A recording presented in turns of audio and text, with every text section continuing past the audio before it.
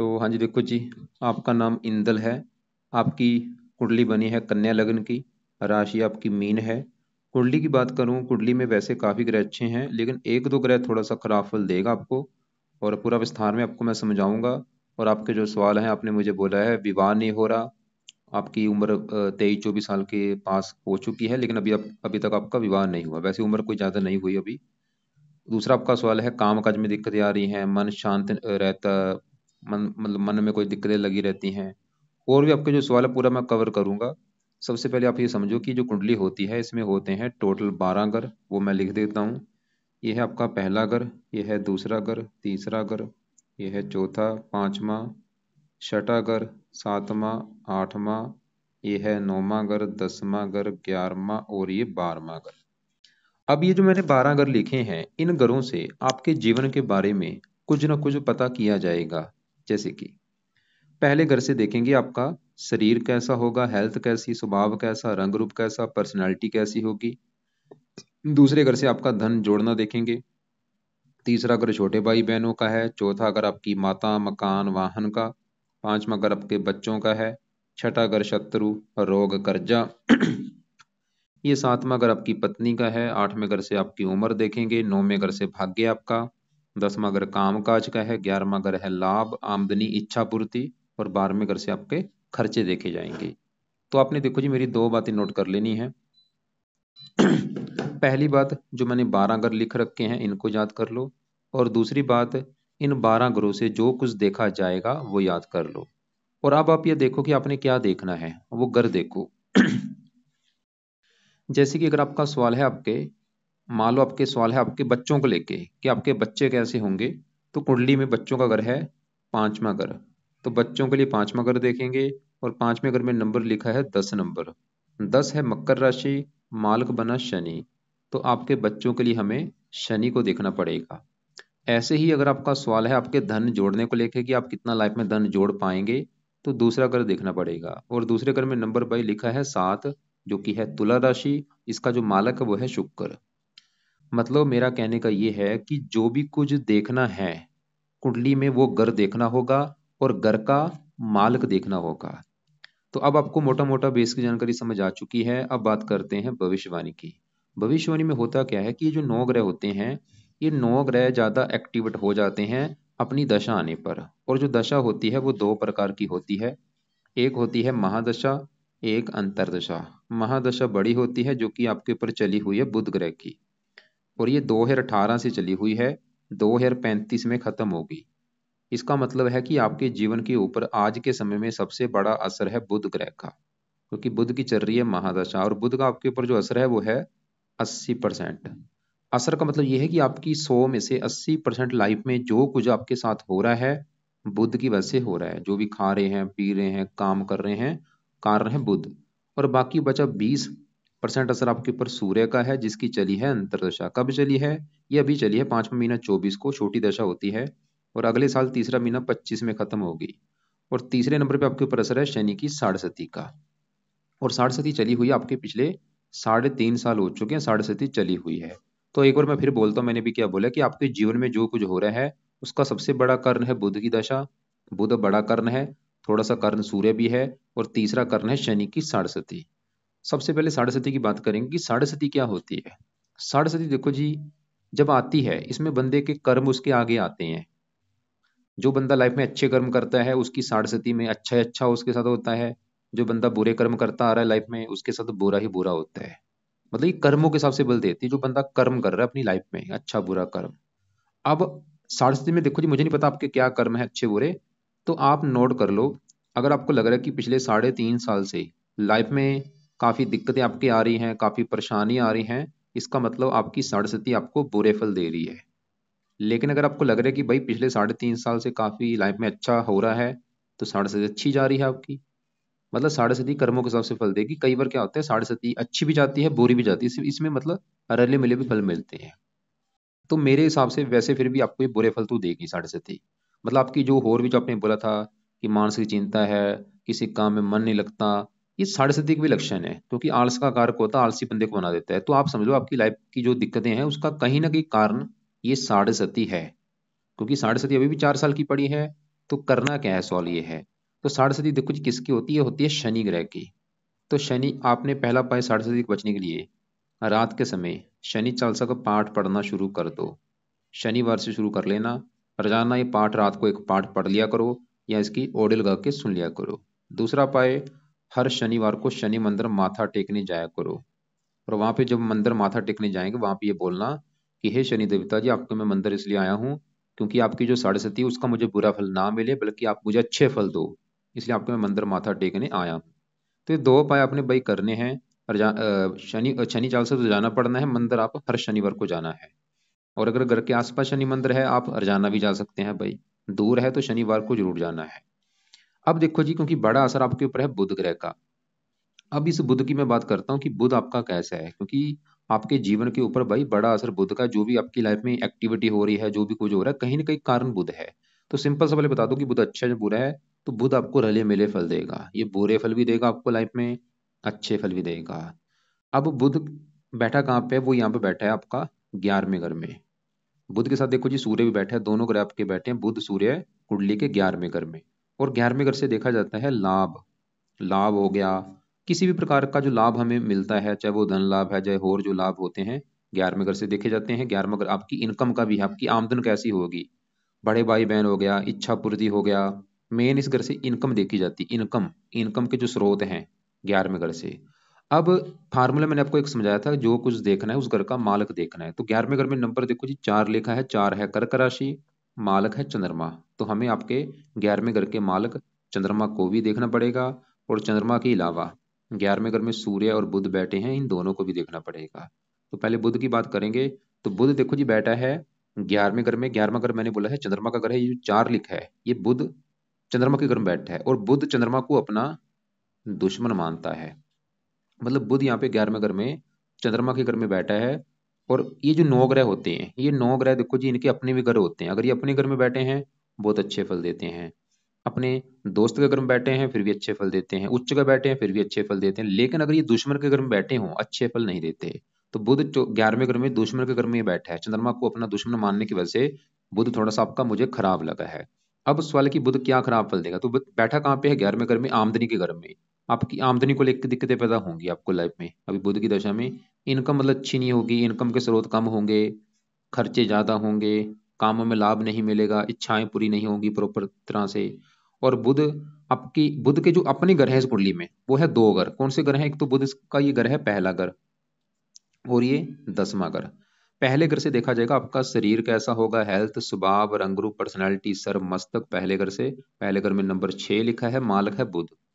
तो बुध क्योंकि थोड़ा सा खराब भी है, तो बुध मतलब आपकी हल्की सी हेल्थ भी खराब करेगा, थोड़ा बहुत कोई ना कोई आपको हेल्थ को लेकर दिक्कतें आएंगी। कौन सी हेल्थ को लेकर दिक्कतें आएंगी, बुध आपको त्वचा संबंधी कोई रोग दे सकता है, या कन्या राशि का जो रोग है, आंतड़े जो होती हैं, पेट का रोग या आंतड़े संबंधी कोई रोग हो गया। तो ये मतलब बुध आपको कोई ना कोई हेल्थ संबंधी दिक्कतें पैदा करेगा, छोटी मोटी। इसके अलावा बुध लग्नेश भी है, अस्त भी बैठा है, लाइफ में स्ट्रगल भी कराएगा, आगे बढ़ने में भी दिक्कतें आएंगी। और बुध का ये 10वां घर भी है, और 10वां घर है आपके काम काज का घर, पिता, सरकार, मान प्रतिष्ठा। 10वें घर में नंबर 3 लिखा है, मालक बुध।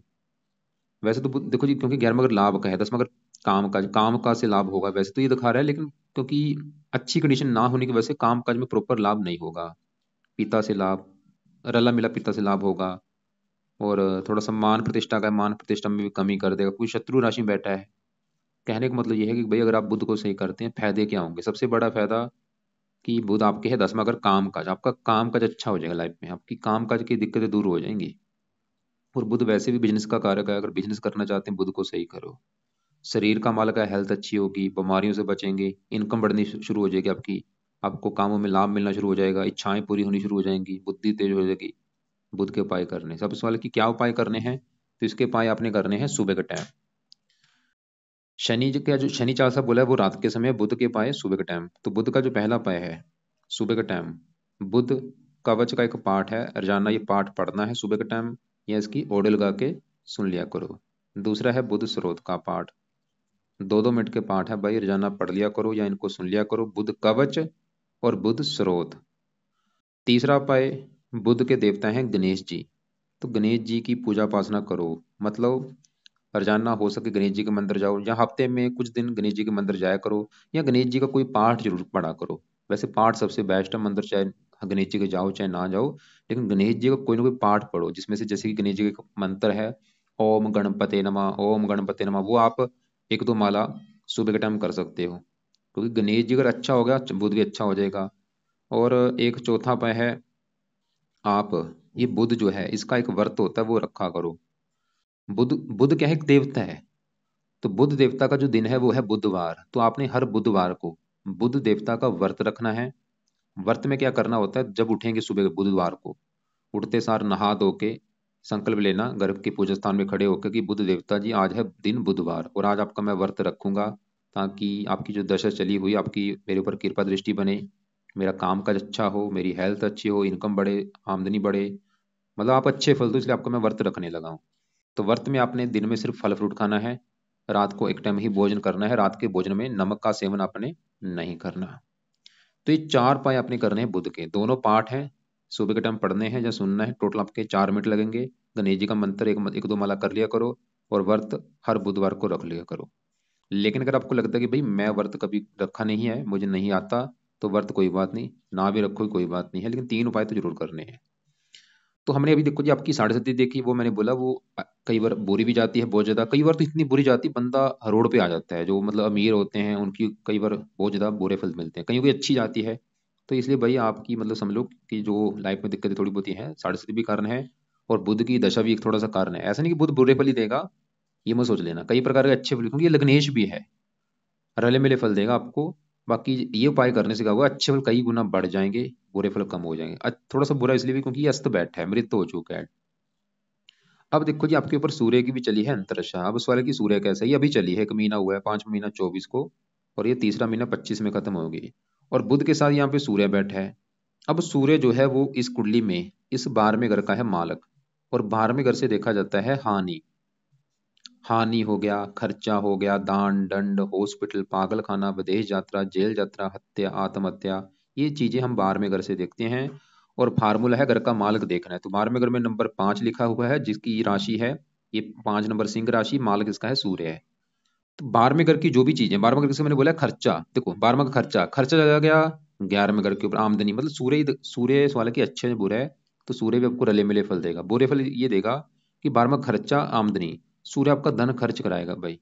अभी सूर्य की जो दशा चली 1 महीने से, आप देख लेना चाहे, इसमें आपका जो धन है वो बहुत ज्यादा खर्च होगा, धन की हानि होगी आपकी, जो आपकी इनकम है आमदनी है उस धन आपका बहुत ज्यादा खर्च होगा इसकी दशा में, सूर्य की दशा में, ये सबसे नेगेटिव बात है। तो सूर्य के लिए क्या करो, सूर्य का भी आपने एक दो उपाय करना है। पहला उपाय, सुबह का टाइम रोजाना सूर्य को जल आपने देना है, रोजाना जल देना है। कब तक उपाय करना है, जब तक ये दशा है, तीसरा महीना 25 तक। तो जल हो गया पहला उपाय। दूसरा उपाय, आपने सूर्य का दान करना है, और ये दान आप हर संडे को कर दिया करो, या रोजाना भी कर सकते हैं, या हफ्ते में 3-4 दिन तो कर दिया करो दान। और जब भी दान करेंगे सुबह का टाइम दान करना, जब सूर्य निकलता है उस समय दान किया जाता है। क्या दान है सूर्य ग्रह का, आपको मैं वीडियो लग से भेज दूंगा। तो 2 उपाय मैंने बोले हैं, सूर्य को जल देना है, रोजाना दान आपकी मर्जी है, चाहे रोजाना कर लो, वैसे मेरे हिसाब से हफ्ते में 3-4 दिन तो कर दिया करो, और संडे को खासकर दान जरूर करना है, दान की वीडियो देख देख लेना जो भेजूंगा।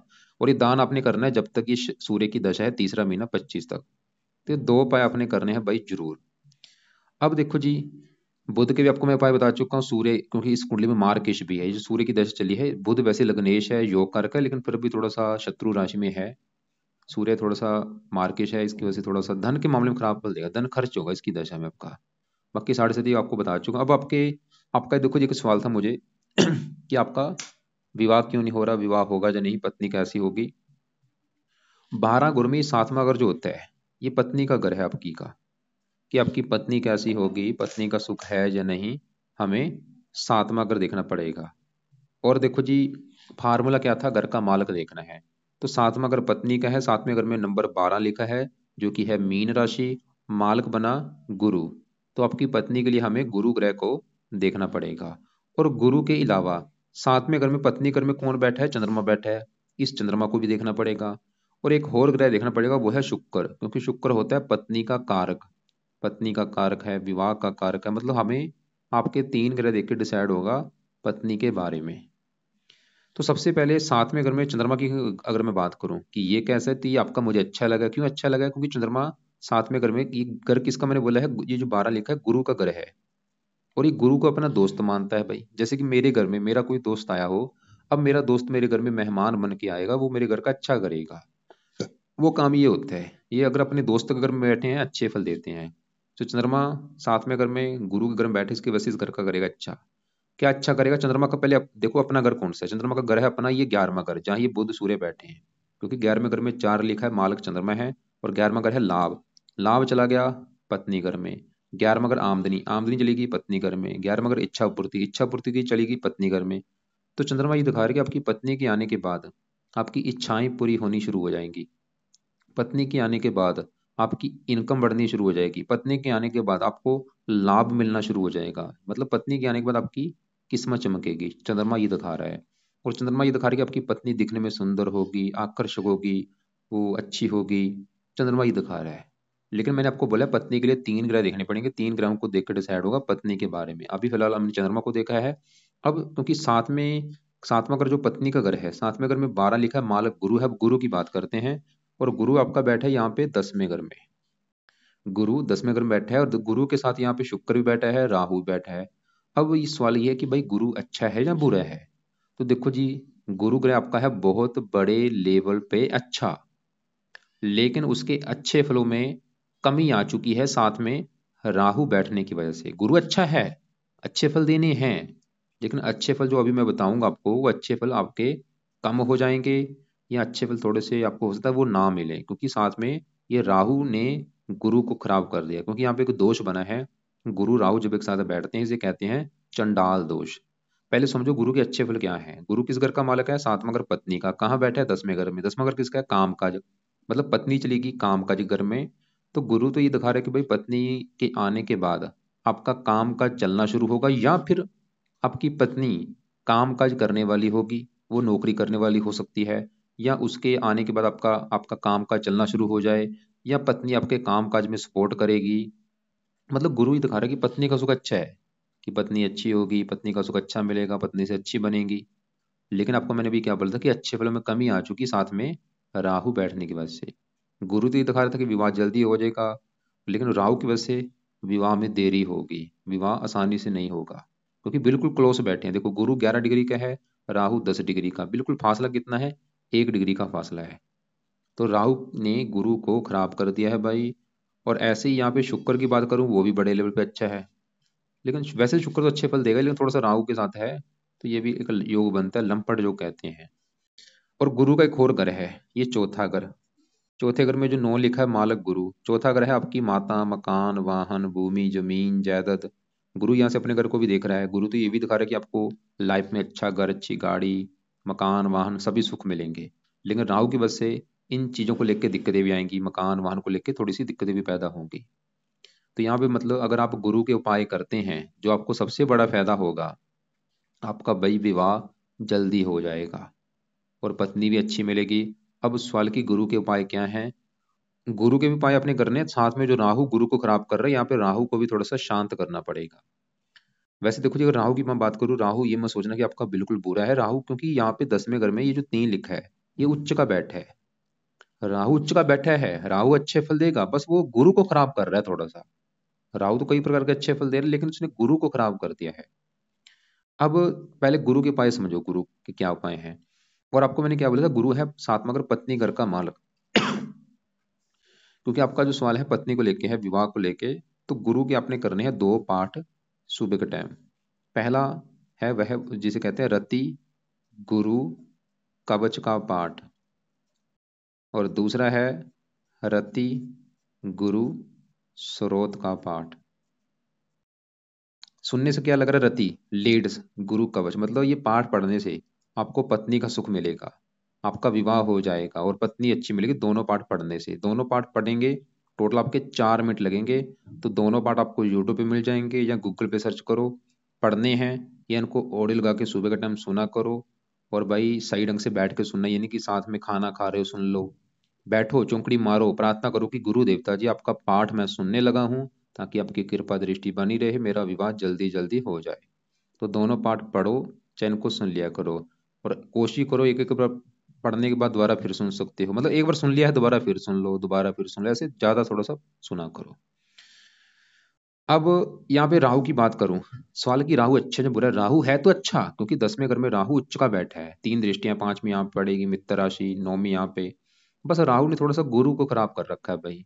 तो राहु के लिए आपको एक दो उपाय करना पड़ेगा। राहु के उपाय आपने तब तक करने हैं जब तक आपका विवाह नहीं हो जाता और आपका काम काज सेट नहीं हो जाता, क्योंकि राहु थोड़ा सा 10वां घर काम काज का भी है, ये काम काज मतलब आसानी से सेट होने नहीं देता बंदे का। वैसे तो उच्च का आपको सफलता देगा, लेकिन स्टार्टिंग में दिक्कतें जरूर आएंगी आपके काम काज में। तो राहु के उपाय आप तब तक कर लो जब आपका विवाह हो गया या आपका काम का सेट हो गया, बाद में राहु के उपाय छोड़ देना। तो सवाल है कि भाई राहु के क्या उपाय हैं? पहला उपाय राहु का, आप रात के समय राहु कवच का भी पाठ पढ़ लिया करो। एक पाठ इसका पढ़ लो या सुन लो। दूसरा उपाय है राहु स्रोत का पाठ पढ़ना है, दोनों पाठ पढ़ने हैं या सुनने हैं।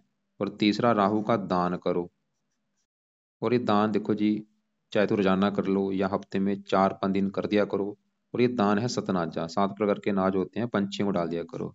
या इसके और भी राहु के दान क्या होते हैं वो आपको मैं वीडियो लग से भेज दूंगा।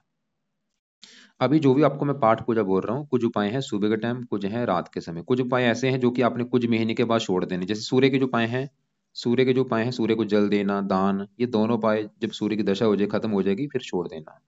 लेकिन बुध के उपाय मत छोड़ना जब तक दशा है। शनि के भी उपाय आप कुछ अभी कर लो 1-2 साल तक, बाद में छोड़ देना। राहु के भी उपाय आप जब आपका काम का सेट हो गया या विवाह हो गया बाद में छोड़ देना। और अति गुरु कवच ये भी आपका जब विवाह हो जाएगा ये छोड़ देना उपाय। अब आपके दूसरे ग्रहों की बात करते हैं कि जैसे यहाँ पे शनि की मैं बात करता हूँ। शनि है इस कुंडली में इस घर का मालिक 5वें घर का। 5वां घर है आपकी संतान का घर। संतान कैसी होगी? 5वां घर देखेंगे, 5वें घर में नंबर लिखा है 10, जो कि है मकर राशि, मालक बना शनि। तो संतान के लिए देखा जाएगा शनि को, कहाँ बैठा है? 9वें घर में। 9वें घर से देखा जाता है भाग्य। तो शनि भाई 9वें घर में भाग्य घर बैठा है, घर भी अच्छा है। ऊपर से यहाँ पे शनि बैठा है, जो 2 लिखा है, ये शुक्र घर बैठा है अपने दोस्त के घर में। और वैसे भी शनि इस कुंडली में योग कारक भी है। मतलब सवाल है कि शनि अच्छा है या बुरा है? तो शनि बहुत अच्छा है आपका। क्या अच्छे फल देगा? संतान जाके बैठी है भाग्य घर में, संतान होने के बाद भी आपका भाग्योदय होगा, आपकी किस्मत चमकेगी संतान होने के बाद भी। संतान के द्वारा भी आपका भाग्योदय होगा, वैसे भी आपकी संतान भाग्यशाली होगी। संतान का सुख अच्छा है, पढ़ा लिखा आपको बनाएगा, क्योंकि 5वां घर पढ़ाई का भी है, पढ़ा लिखा बना देगा, बुद्धिमान बना देगा। शनि छठे घर का भी मालिक है, छठा घर ननिहाल को होता है, ननिहाल का भी सुख अच्छा मिलेगा आपको। अब यहाँ पे चौथे घर में केतु की बात करूं, तो केतु चौथे घर में यहाँ पे जो 9 लिखा है उच्च का बैठा है। चौथा घर है माता मकान वाहन का, आपको लाइफ में अच्छा घर, अच्छी गाड़ी, भूमि, मकान, वाहन सभी सुख देगा। लेकिन एक बात है कि जब भी केतु चौथे घर में बैठता है ये बंदे को जन्मभूमि से दूर लेके जाता है, जन्मभूमि पर टिकने नहीं देता। तो केतु आपकी ऐसी कंडीशन बना सकता है कि आपको जन्मभूमि आपकी छोड़नी पड़ सकती है, जन्मभूमि से दूर जाना आपको पड़ सकता है। आपको फायदा भी होगा, तो जन्मभूमि से जितना आप दूर जाएंगे उतना आपको फायदा भी होगा। लेकिन थोड़ा सा कई बार माता बीमार कर देता है, या माता से मन मुटाव, लड़ाई झगड़े भी होते हैं केतु की वजह से, क्योंकि चौथा घर माता का है। अब तीसरे घर में मंगल की बात करूं, मंगल देखो जी तीसरे घर, ये जो 8 लिखा है तीसरे घर में क्या लिखा है? 8। 8 है वृश्चिक राशि, माल किसका? मंगल होता है, और मंगल इसी घर में बैठा है। बहुत बड़ी अच्छी बात है, मतलब मंगल अपने ही घर में बैठा है, तो मंगल तीसरे घर का कर देगा अच्छा। तीसरा घर है पराक्रम, मेहनत, साहस, छोटे भाई बहन। अगर आपका कोई छोटा भाई होगा बहुत अच्छा सुख होगा उसका, छोटे भाई से अच्छी बनेगी, सपोर्ट अच्छी मिलेगी। तो आपको अगर छोटा भाई हो उसको उसका सुख अच्छा है, आपको पराक्रमी बनाएगा, मेहनती बनाएगा, उद्यमी बनाएगा। और शनि से 8वें घर का भी मालक है, उम्र आपकी बहुत ज्यादा लंबी कर देगा ये, और भी अच्छे फल देगा। अब 10वें घर में शुक्र बैठा है, बहुत अच्छा है, क्योंकि शुक्र 10वें घर में यहाँ पे जो 3 लिखा है बुध की राशि में बैठा है, मित्र राशि है। अब शुक्र क्या अच्छे फल देगा? शुक्र इस कुंडली में इस दूसरे घर का है मालक, जो कि है धन जोड़ने का घर। और शुक्र इस 9वें घर का मालक है, जहाँ पे 2 लिखा है भाग्येश, मतलब भाग्य अगर आपका देखना है 9वें घर के मालक शुक्र को देखा जाएगा, धन जोड़ने देखना है दूसरे घर के मालक शुक्र को देखा जाएगा। और वो बैठा 10वें घर में बुध की राशि, और योग कारक भी है। शुक्र तो ये दिखा रहा है कि आप मतलब आपको काफी धनी बनाएगा, धन की कमी नहीं रहेगी आपके पास, आपको भाग्यशाली बनाएगा, खासकर शुक्र की दशा बहुत अच्छी जाएगी आपकी। तो ये आपकी देखो जो कुंडली का फल है, हमने क्या देखा? मंगल देखा वो अपने घर में बैठे अच्छा है, केतु देखा उच्च का बैठा है वो भी अच्छा है, राहु भी उच्च का है थोड़ा सा, इसने गुरु को खराब कर दिया है। गुरु वैसे अच्छा है, मित्र राशि में बैठा है, लेकिन राहु से पीड़ित है। शुक्र अच्छा है, चंद्रमा अच्छा है, मित्र राशि में बैठा है, शनि बहुत अच्छा है, सूर्य थोड़ा सा खराब है, बुध भी हल्का सा खराब भी है, रले मिले फल देगा। तो आपके लिए देखो जी जो उपाय हैं जरूरी, एक और पहले उस उपाय समझ लो कि क्या क्या उपाय हैं। कुछ उपाय आपने करने हैं सुबह के टाइम, कुछ रात के समय। केतु के उपाय नहीं करने, मंगल के नहीं करने, शुक्र के रहने दो, शनि के रहने दो। चंद्रमा थोड़ा सा इसका पीछे वाला आगे वाला घर खाली, इसकी वजह से एक दोष बनता है केम द्रुम दोष, इसकी वजह से थोड़ा सा मानसिक चिंता भी होती है। इसके लिए आप शिव जी की पूजा उपासना कर सकते हो, मतलब शिव जी के मंदिर जाया करो और शिव जी का कोई ना कोई पाठ पढ़ सकते हो। अब देखो जी उपाय क्या क्या है, नोट कर लो। कुछ उपाय है सुबह के टाइम, कुछ है रात रात के समय। रात के उपाय क्या है, एक तो रात के समय शनि चालीसा पढ़ना है, शनिवार से शुरू कर देना। रात के समय राहु कवच, राहु स्रोत, तीन पाठ है आपके रात के समय। सुबह के टाइम आपने क्या करना है, सुबह के टाइम बुध कवच का पाठ पढ़ना है और बुध स्रोत का पाठ, दोनों पाठ सुबह के टाइम पढ़ने हैं, बुध कवच बुध स्रोत। और गणेश जी का कोई मंत्र कर लिया करो, ओम गणपति नमः, वो कर सकते हो। और सुबह के टाइम आपने रति कवच, रति गुरु कवच, रति गुरु स्रोत, तो ये आपके तीन चार जो उपाय हैं पाठ वगैरह सुबह के टाइम है। और सुबह के टाइम सूर्य को जल भी आपने देना है, दान आपने सूर्य जो करना है ये सुबह के टाइम ही करना, जब सूर्य निकलता है दान उस समय कर दिया करो, चाहे रोजाना कर दो चाहे हफ्ते में 3-4 दिन कर दिया करो। सूर्य के दान की वीडियो आपको मैं भेज दूंगा। राहु का भी दान बोला है, ये सतनाजा होता है, इसके अलावा राहु के और दान क्या है वो भी आपको मैं वीडियो भेजूंगा, उसमें देखना कि राहु ग्रह के दान क्या होते हैं, जो आपको दान सही लगे वो आप किया करो। और बाकी देखो ये रत्न की अगर बात करूं, रत्न आप, रतन अभी फिलहाल आप कोई धारण मत करो, करना है सिर्फ पाठ पूजा कर लो, लेकिन बुद्ध का पन्ना धारण करके एक बार देखो। क्योंकि इसकी दशा भी है, अस्त भी बैठा है, लग्नेश भी है, बुद्ध का पन्ना आप धारण कर सकते हो। और ये आपने धारण करना अपने वजन के बराबर, अगर आपका वेट 70 के आसपास है, 7.25 रत्ती का पन्ना ले लो, चांदी में जड़वा लेना, शुक्ल पक्ष के पहले बुधवार को सुबह के टाइम इसको धारण कर लेना। लेकिन अभी नहीं, अभी 5-6 महीने रुक जाओ, बाद में करना, पहले ये उपाय शुरू करो। और पन्ना अपने राइट हैंड की छोटी उंगली में धारण करना है, चांदी में जुड़वा के, शुक्ल पक्ष के पहले बुधवार को।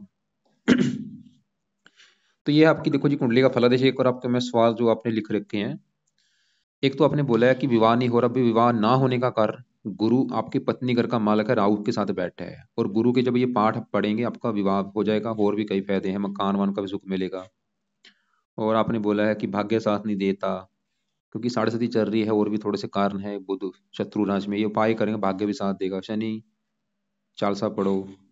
और शेयर मार्केट, ये बुध का भी काम है, थोड़ा सा राहु का भी है, जब आप ये उपाय करेंगे बुध के, इसमें आपको फायदा होगा। मतलब कुछ महीने उपाय करके देखो, आपको हजारों फायदे होंगे, आपकी हजारों दिक्कतें दूर होंगी। और बाकी फिर भी कुछ पूछना हो सवाल की, अगर आपका सवाल है कि कौन सा काम करना चाहता हूँ, तो काम आप करो बुध से जुड़े काम। बुध के जुड़े काम कौन से हैं मैं आपको भेज दूंगा अलग से लिख के। वैसे इसका जो काम होता है, लिखने का कोई भी काम हो गया, लेखन, प्रकाशन, पत्राचार, पढ़ाने का काम, टाइपिस्ट, सेल्समैन, हरे रंग से भी जुड़ा काम हो गया, कंप्यूटर से जुड़ा कोई काम हो गया, वाणिज्य से जुड़ा कोई काम हो गया। क्यों ऐसा मैंने बोला, क्योंकि बुध की देखो जी आपका 10वां घर काम काज का है, 10वें घर का मालक कौन है, बुध। और ऊपर से बुध की दशा है, कोश बिल्कुल कन्फर्म है कि बुध से जुड़ा ही काम आपको फायदा देगा, और आप करेंगे भी इसी से जुड़ा काम। तो ये आपको मैंने क्या बोला, आपको अलग से मैं भेज दूंगा लिख के कि बुध के जुड़े काम कौन से होते हैं। तो ये आपकी देखो जी कुंडली का फलादेश है। बाकी फिर भी आपको कुछ पूछना होगा, दोपहर 1:30 और 2:30 के बीच में मुझे कॉल करके पूछ लेना। अभी फिलहाल लाल कपड़े भाई बंद कर दो, लाल कपड़े बंद कर दो। कौन से कपड़े पहन सकते हो, हरे पहन सकते हो, पीले पहन सकते हो, चमकीले रंग बिरंगे सभी कपड़े पहन सकते हो, बस लाल कपड़े कम यूज किया। और जल सुबह के टाइम रोजाना देना सूर्य को। तो कौन से देवी देवता बोले हैं, एक शिव जी हो गया, एक बुध के लिए गणेश जी हो गया, और बाकी आपको मैंने शिव जी, शनि देवता भी बोला है क्योंकि साढ़े सती है, शनि मंदिर जाना है, शिव जी का मंदिर हो गया, और इसका हनुमान जी का मंदिर हो गया। हनुमान जी का मंदिर आप चाहे जा भी सकते हो, उसका फायदा और भी, क्योंकि साढ़े सती के लिए अच्छा होता है।